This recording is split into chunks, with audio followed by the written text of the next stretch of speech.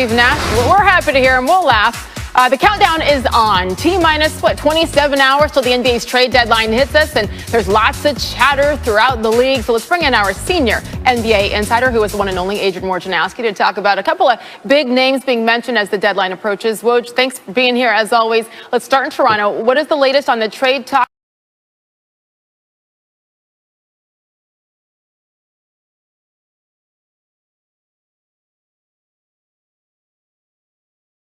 involving Kyle Lowry?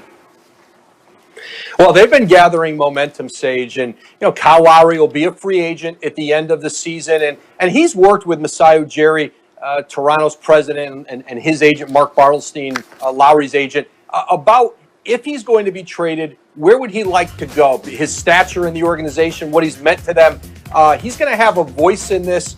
Philadelphia, Miami are certainly teams who've had an interest, but I'm told there are teams registering interest, not just in the Eastern Conference, but in the Western Conference. And, Philadelphia is obviously his hometown. The Sixers have also had interest in Norman Powell, another guard in Toronto who's going to potentially be a free agent this summer if he declines his team option. So the Raptors, between now and Thursday's trade deadline, they may really transform the future of that organization with perhaps some young players' picks coming back, and Kyle Lowry out in the marketplace could certainly be a real impact player. He turns 35 years old tomorrow, but still a player coveted around the league among contenders. Yeah, he's been the face of the franchise for a long time. Hard to believe he's in his 15th season, a 6-time All-Star. We'll see what happens with Kyle. And then there's Victor Oladipo, the 2-time All-Star. He's only been in Houston since the Harden trade in January. Woj, what are you hearing about Victor? Well, I think Houston now is of the mind that, they're likely going to trade Victor Oladipo before Thursday's trade deadline. Obviously, they got him as part of the big James Harden trade. Also a free agent this summer. And so, they're looking at packages where they can get a combination of a young player and a draft pick, or perhaps a really good draft pick as part of a return for Oladipo. He certainly had the injury history. He has not been as durable here and on the court in the last year or so, but still has value around the league. A lot of teams see him as a rental for the rest of the season. Miami has salary cap space this summer. There's always been a mutual interest with Oladipo in the Heat, but I'm told the Heat have been reticent to really register any significant offers for Oladipo because I think they believe if they want to do that in the summer, they could get Oladipo without having to give up any real assets right now. Miami obviously remains engaged on the Kyle Lowry front too. Because of the injury, like you mentioned, and some other things, it's been like 3 years since we've seen Victor Oladipo play, probably to his potential. For as good as he's been over his 8 years, Houston is already his 4th team. We'll see if there's a 5th coming. Much more from Woj coming up on today's trade deadline special with Zach Lowe, 2:30 Eastern on ESPN. Woj, thank you as always. Thanks, Sage. All right, a couple of guys exempt from trade talk. James Harden, Damian Lillard. Harden already dealt. Lillard likes staying put in that Pacific Northwest. Harden having to play without Kevin Durant or Kyrie Irving. First quarter, Harden blows right through the defense. This is equal parts remarkable offense and really bad defense. And he got it going early. Second quarter, 4 minutes left in the half. Blazers up 1.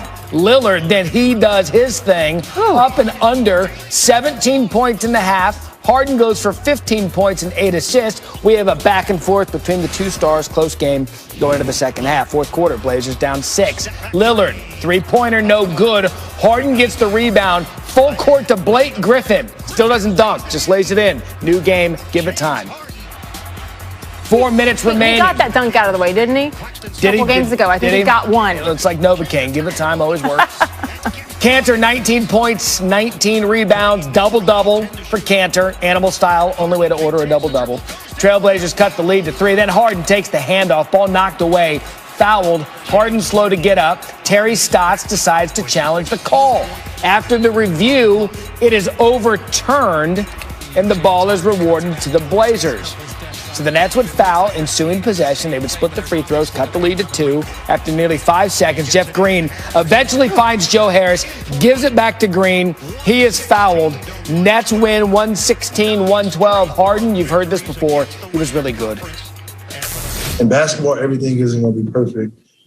You know, whether it's playing through injuries or playing banged up. I love to hoop. I love to be out there and being there for my teammates. I feel like if I'm on the court, you know, my teammates have a better chance of winning. So that's just my mindset. And, you know, tomorrow when I wake up, you know, if I feel like I can go, I'm going to go. And it's that simple. All right, some numbers to give you. Nets 16-2 in the last 18 games. Nets are an NBA best 11-1 against the West since acquiring James Harden. He's averaging 28 points and nearly 13 assists per game in those contests. Brooklyn has won 9 straight road games against Western Conference teams, their longest road win streak against the West in their NBA history. Want to welcome in NBA analyst Chiney ezBUCKETz. Hey, Chiney, the Nets face the Western Conference leading Jazz tonight in Utah. And you want to talk about a great matchup, 10 p.m. Eastern on ESPN, because we really get an idea of what both of these teams are made of. So I want you to tell us what's at stake for both of these teams in tonight's game. You're right, Matt. This is a really intriguing matchup because both teams need quality wins to set up their postseason runs. I know it's early, but it is meaningful. You know, I'm speaking as a player because the Brooklyn Nets right now are the hottest team in basketball.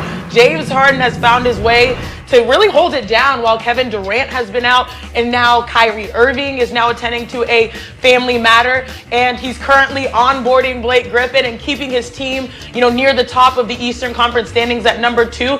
He has been Brooklyn's most valuable player in a way that many are really starting to appreciate. Now, the Utah Jazz in this matchup, they're still number 1 in the West, even though they had some surprising losses to the Warriors and the Wizards, but they have consistently found ways to rebound and stay on top. Now, both teams, you know, the Jazz, which I love the Jazz because they have a balanced offense and defense, but both minutes to go. Then Milton misses the lay-in. Tony Bradley gets the rebound, finishes over Draymond. Sixers end the game on a 22-6 run. One would think best defender ever would. Well, anyway, Sixers win 108-98. So the Sixers have gone from surviving without Joel Embiid to thriving. In the first 6 games he's missed, they went 1-5, getting outscored by nearly double digits each time, but they turned it around, going 6-1 in their last 7 games without their all-star center, winning by 13 points per game and shooting nearly 50% from the field. She's back. Chiney ezBUCKETz. We had Woj earlier reporting the Sixers are interested in trading for Kyle Lowry. So we talk about fit this time of year and whether or not you can come in the middle of the season and fit on a roster. Chiney, how would this fit with Lowry if he were traded to Philly? First of all, Matt, you shady for that. I saw what you did right there. But we're seeing another example of James Harden in the middle of a season fitting in pretty well. So I think it's possible for Kyle Lowry. Thank you for laughing, Sage. Now, Kyle Lowry will be an excellent fit in Philadelphia just because a lot of people don't remember. He's from Philly and he went to Villanova. So it could be a potential homecoming there. And I really love what Doc Rivers and the 76ers have done so far this season. A lot of good and improvement with their offense and their defense. And Kyle Lowry, he could be their championship piece because you need as many weapons as possible in a conference where the Brooklyn Nets continue to reload.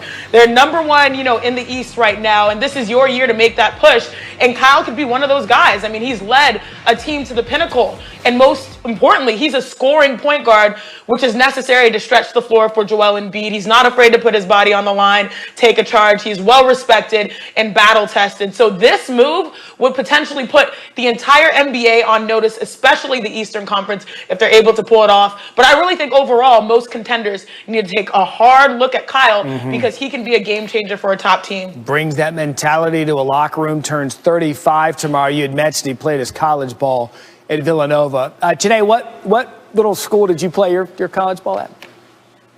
Stan U, baby, Nerd Nation, Stanford in the building.